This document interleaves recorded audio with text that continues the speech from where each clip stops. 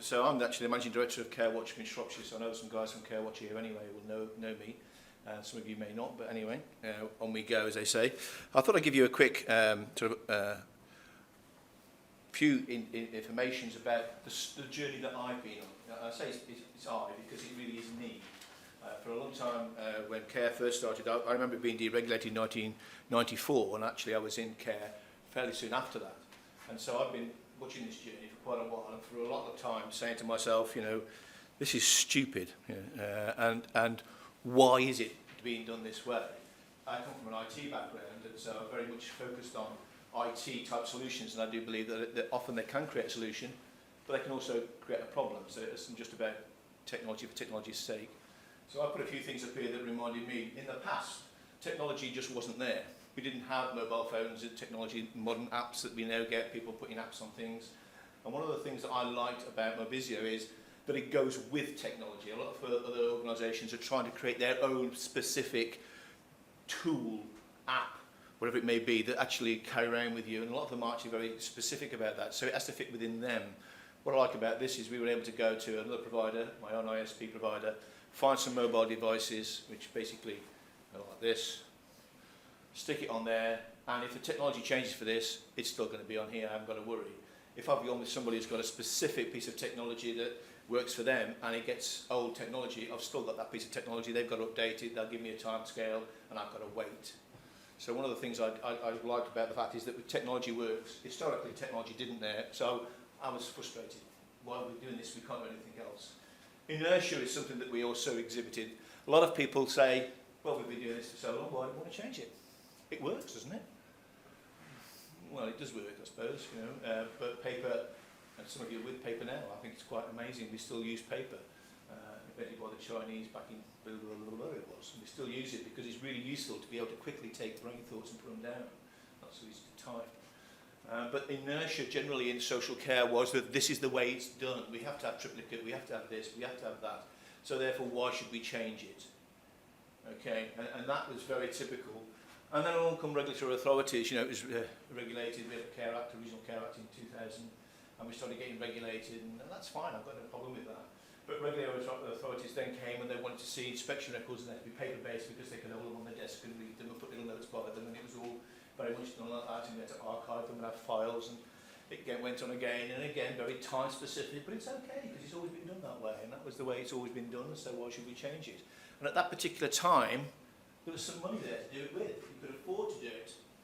You could afford to have someone who's just doing the admin and archiving. You could afford to put someone, say, the inspectors come today, go and sit with them, make sure you've got all the records. You could do that. And so, historically, I found that we were sort of bound in by inertia, by technology that wasn't there to help us. Technology really was very, very poor. Technology that I introduced in our company very early was that we wouldn't post out. As soon as email became really available, we created our own domain, we purchased it, and we email our routers out, and we give everybody a domain name, an email domain that was our own, that we owned, but we knew that it would be accessed through a web portal, so it was not a problem. And that got us over the business of having to pay to frank mail. That was one of the least ways we could use technology, and it sort of helped for us to sort of save some savings. But again, there's a cost, of course, of doing that. You have to pay to have a domain hosting. It has to be stuck somewhere, and every time you do it, your ISP provider says, actually, thank you very much, it's another person, just put some more money on the check. So where are we now? Well, we're now, of course, in a situation where we have fiscal constraints. We all know about this. If you're in the care industry, we are all aware at the moment that there's no money in local government, central government, or in London. They've got all the money, of course. I went on a trip today, and someone told me it cost them 50-odd million to build the city of Westminster Hall, which is just down there, and it then cost them 5 million to name it. 5 million, that'd go a long way with it in care, really. So fiscal constraints are now abound with the local authorities themselves, and I know a lot of social workers who are literally leaving in flocks, like the geese. They're off. They're getting their herd redundancies. They can't stand the pressure anymore. They can't find out how to cope with this, and they're moving away. And of course, because they can't place packages, one of the things that we have is that the marketplace is changing. When in the past, the social services, they were the brother. You know, those are the people you could look to. How are you? Have you got any more work for us? Those were the people where you went to get your work. And now they're actually coming to us because they can't place packages because people say we don't want it. The price you're offering it at, we can't take it anymore. So the marketplace is evolving into more of a private market. That's not new, it's been going on for a few years. And then along comes the national living wage. I won't spit when I say that. I've got nothing against the national living wage, but I don't think it's been thought through. A lot of people have historical contracts at the moment with a charge-out rate well below what's going to cover the national living wage. That's an issue for the sector, and that's really difficult to do. These are all pressures. We're being pressured from above, from below, from the side. Recruiting is difficult. People see bad press on the TVs now. What do they say? Oh, don't go into social care, they're all evil people. Of course, they're totally wrong. There is a few bad apples in every barrel, but dramatically wrong. But the impression means it's difficult to recruit because you can't pay them as much because you haven't got much. When I first came into the industry, one of the things I found was very funny about this was, whereas normally you do all your costing and at the end you say, this is how much profit we want to make, so we put 25% on and that's our price. Social care doesn't work that way. They go, this is what you're going to do, this is how much we're going to pay you, and whatever's left you can pay as your profit. I couldn't work on that at first. I was thinking, I couldn't get around this. This isn't how business works, is it? So because of that, historical links that we've had, a lot of those historical links have to be broken in many cases, or at least renegotiated. There's a lot of issue going on about that at the moment. And so we had our historical consequences, which is what I'm talking about. The fact that historically, the way we do things is now changed. The local authorities are now thinking, we can't carry on like this. I think we all recognise in this care sector that the care sector is not just creaking, it's crumbling. It really is like the old London Bridge that some American built. It's at that stage where it's sinking into the mud. In fact, it's almost there now, I think. So I actually do feel that we're struggling here, the whole care sector is struggling. What's going to ever help us? Well, rapid expansion of digital technology, I think, is the answer here. It's finally beginning to come of age. Technology, people like Mobizio, there are other companies, and they're using digital technology, but it's coming of age now where we can actually utilise it in an effective way, change the marketplace, start looking differently at the way we do things, start to actually make sure that we're putting care back at the centre, and be able to save some of the money. You've heard of Abhishek talking about the pressures that just working in the traditional way, you know, mark sheets, ridiculous. To have a mark sheet, I mean, I used to have two, well, until recently I had two people, two full-day equivalents, archiving and administrating. But that's just to put them into store, but then you've got to remember after 7 years you've got to do something else with them. So that not only is just storing them, you've actually got to go back and go, oh, now they've been stored for more than 7 years, what do we do with them now? Do we destroy them or do we put them into another archive? And that's more admin. And it just goes on, or you delete them. And it's just an ongoing train of admin that seems to be going on forever more in a day. So for me, I looked at around a lot of companies and eventually decided to give Mobizio a call. I saw them at a conference, which I thought was really great. I spoke to Abhishek very briefly, I must admit, but he did come down to see me. And I have to say, one of the things that I do, I will genuinely tell you, is they do work with you. And a lot of others don't. A lot of the other companies will say to you, well, this is how our system works. And when you ask them, well, can I change my record so that it fits? Well, this is how it works. And you're left with that. I didn't have that with Mobizio. They came down and they said to me, how do you want it to work? This is what it does. What do you want to get out of it?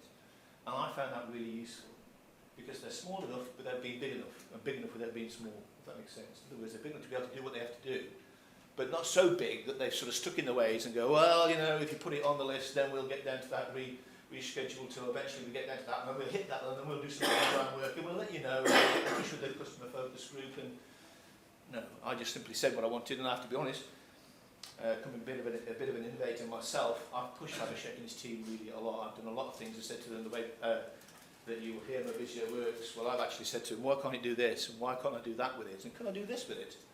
And oh, by the way, wouldn't it be great if you did that? And Abhishek and his team have said, oh, okay, we hadn't thought of that. Yeah, okay, that's a good idea. Why don't we try that? So there's lots of things I'm pushing, and actually they've always come back. We've had a little ups and downs about trying how to actually do it, but they've come back and been able to do that really quickly. I mean, we had our kick-off meeting in June, and we're now fully digital. And I think to go from that, all our documentation, everything else that we've got going, all the staff have been taken through the training bit by bit, stage by stage. We're still in that migration area. I was talking to Alison from Accelerate earlier on about the way that we've had to do that. So it's not easy. You have to make sure your staff are on board, but we've had nobody. We've got, I don't know, 80 odd, nearly 90 odd staff.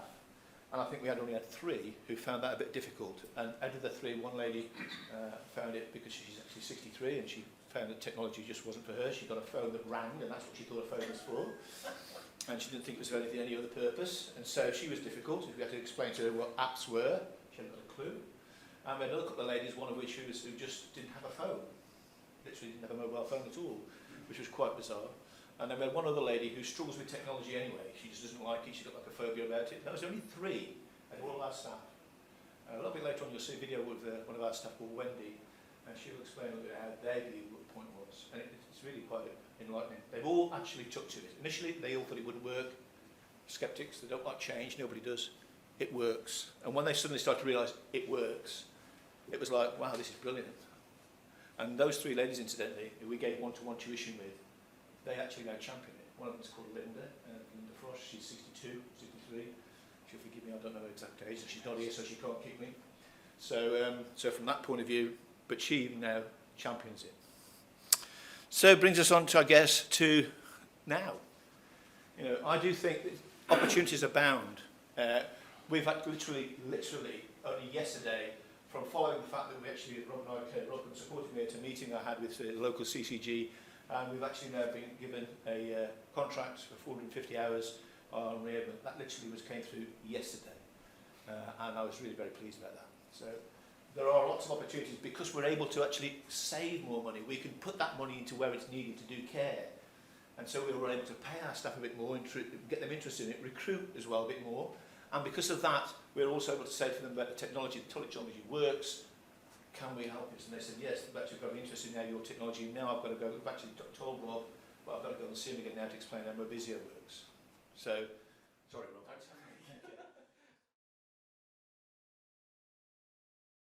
Due to the fact that it's in my pocket, I can add my information, I can check on my clients, it's become less stressful, shall we say. We reduced our back office costs from probably 25% to maybe 10 or 15% by using Mobizio. It's come along and really changed our business. It's changed our business processes, it's changed the way we can do things.